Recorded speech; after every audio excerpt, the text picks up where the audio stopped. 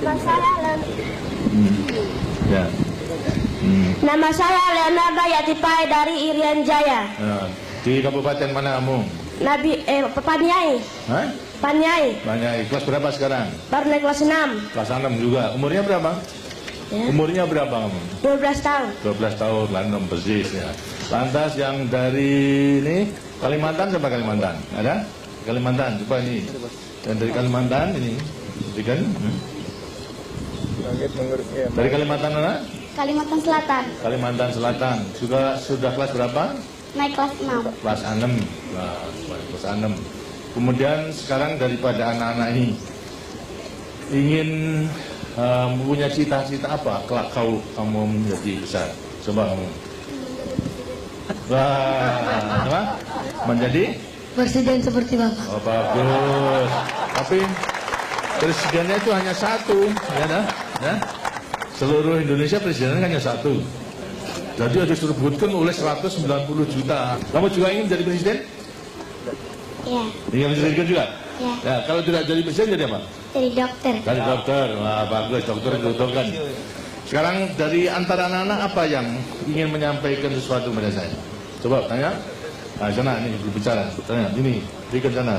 Ya. Apa yang ingin sampaikan kepada saya? Nama saya Erwin Rahadi dari Nusa Tenggara Barat. Nusa Tenggara Barat NTB. Dari kabupaten mana? Dari Kabupaten Lombok Tengah. Lombok Tengah. Apa kamu mau menyampaikan apa pada saya? Saya mau nanya. Ya. Nanya aja. Iya, boleh nanya, boleh. Tidak usah malu-malu. Apakah orang cacat itu bisa jadi dokter, Pak? Dokter? Bisa. Kenapa tidak bisa? Yang cacat kalau kecuali cacat mental barangnya tidak bisa. Tapi kalau cacat tubuh pasti bisa. Karena juga ada mulai apa? Kalau cacatnya mulai kecil itu adalah bisa belajar. Bisa membaca, menulis, misalnya cacat buta seperti Helen Keller saja. Itu juga lantas menjadi pemimpin dunia ini. Itu juga cacat. Itu. Jadi bisa asalkan mau belajar. Lantas belajarnya ada huruf sendiri kalau orang mana toh?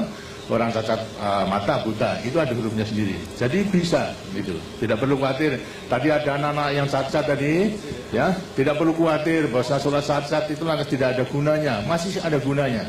Yang penting adalah semangatnya, semangat belajar, nanti semangat mengabdi kepada negara dan bangsa, gitu. Dan semangat untuk menolong sesama manusia. Semuanya bisa dalam batas kemampuannya masing-masing. Karena itu mulai kecil harus sudah mempersiapkan dirinya mempersiapkan itu. Mas, ya, siapa lagi? Ya, coba. Nama saya Ruri Prihatini Lubis dari Sumatera Utara, Kota Madia, Medan. Horas. Horas ya. Pak, saya mau tanya, berapa jumlah penduduk Indonesia sekarang yang tinggal di garis kemiskinan? Kemiskinan Jumlah. seluruhnya 190 juta rakyat Indonesia yang masih hidup di bawah garis kemiskinan. Sekarang tahun 93 kita sensus itu masih 25.900.000. 25,9 juta rakyat Indonesia. Dan yang menempati kurang lebih 20.666 desa tertinggal. Masih banyak ada? Banyak, Pak. Tapi juga yang sudah kita entaskan daripada kemiskinan sudah banyak. Itu selama 25 tahun ini dari 60% sekarang tinggal 13%. 13% dari jumlah yang sudah lebih tinggi. Jadi sudah banyak yang kita tolong, tapi masih ada yang juga belum menikmati pembangunan itu, masih hidup di bawah garis kemiskinan. Karena itulah kita memasuki Pelita 6 itu berjuang untuk mengentaskan mereka. Di antara anak-anak pun juga nanti bisa membantu di desanya masing-masing, ya. Nah, kita. Terima kasih, Pak. Ya, baik. Apa lagi? Siapa lagi? Ya, ini, kamu jadi presiden, kamu tanya lagi. Ya. Nama saya Andi Petal Patadani, berasal dari Kabupaten Bone, Sulawesi Selatan. Oh, gitu Selatan. Saya mau tanya, sejak kapan Bapak bercita-cita menjadi presiden? Wah, ini ya. Sebenarnya kalau terus terang karena kehidupan saya dulu, Bapak dulu pada waktu dalam penjajahan sangat menderita. Sekolah aja dapat dikatakan mudah gitu. Satu desa itu yang sekolah hanya saya sendiri, lainnya tidak. Begitu pula mengenai keadaan dan kehidupan pada waktu itu memang tidak mudah. Tidak hanya sekolah, tapi untuk hidup sehari-hari pun juga susah. Tidak seperti sekarang, kamu itu sudah menikmati daripada hasil perjuangan dan hasil pembangunan. Cita-cita saya pada waktu itu hanya ingin berjuang saja, berjuang untuk membebaskan diri dari penjajahan.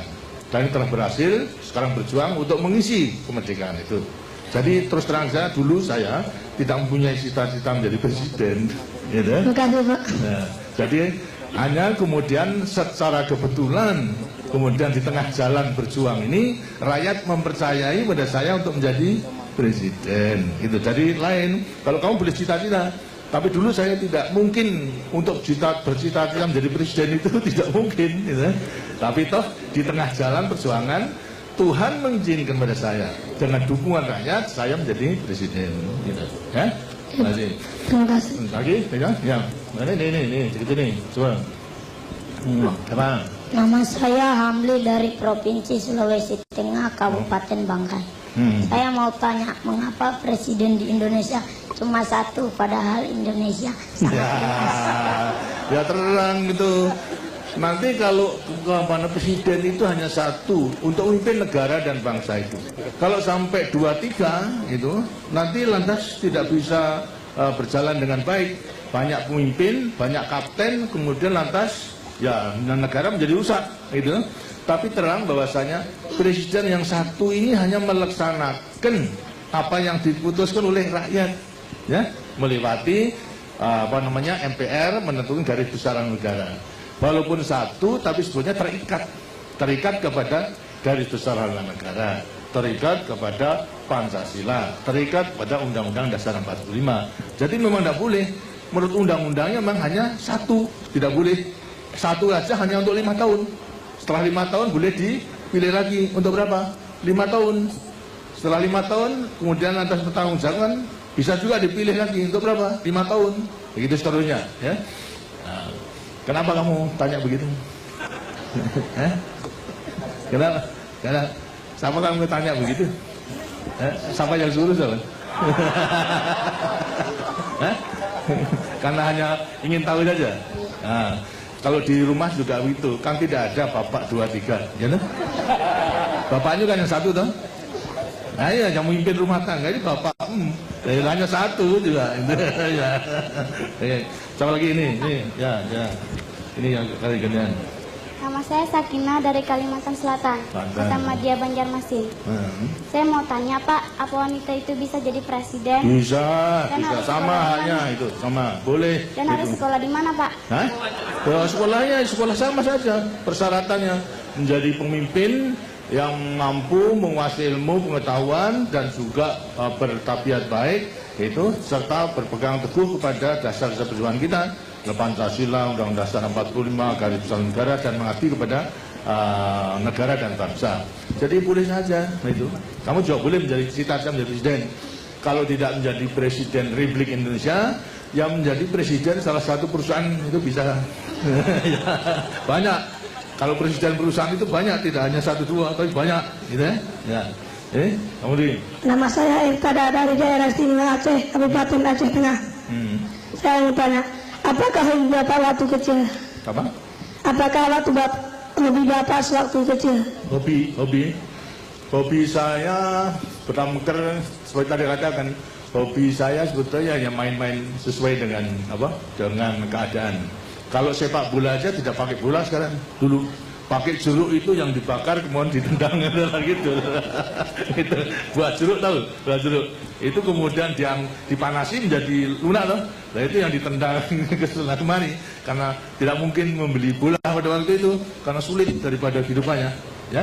Hobinya gitu, main-main sama teman-teman gitu, sehingga teman-temannya Bapak juga banyak gitu. Nah, ini silakan lagi. Ya, apa? Nama saya Anggun Setiarini dari Jawa Tengah, Kabupaten Kebumen. Maaf Pak, saya mau tanya pada Ibu. Ibu, apa? Ibu. Apa? Ya apa? Tanya apa? Bu, menurut Ibu, Anak yang sehat dan baik serta bahagia itu yang bagaimana? Yang sehat dan baik itu yang bagaimana? Yang sehat yang baik. Ya.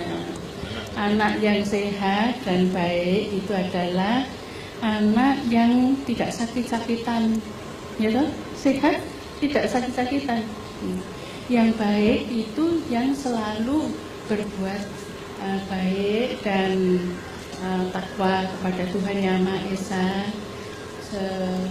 berbakti kepada orang tuanya, dan berguna bagi nusa, bangsa, dan negaranya.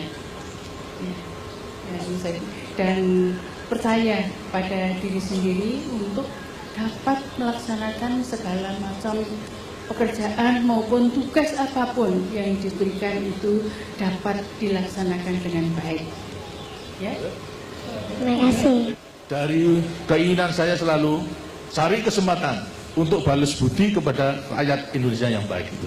Nah sekarang balas budi itu saya nyatakan, saya wujudkan dalam rangka mensukseskan pembangunan itu. Ya, nah, baik, terima kasih. Saya kira sudah banyak. Nah, ini dari yang Nama saya Sardi dari Sulawesi Tenggara, Kabupaten Kendari. Saya mau tanya, bagaimana cara merawat kesehatan yang baik? Cara merawat kesehatan yang baik. Yang baik itu tentunya Bapak dan Ibu juga akan beri petunjuk pada waktu kecil, tentu harus dipatuhi, ya. Harus cukup makan, serta juga bergizi, tapi juga jangan berlebihan. Kemudian juga daripada larangan-larangan yang diberikan oleh Bapak dan Ibu yang mengganggu kesehatan juga harus dipatuhi.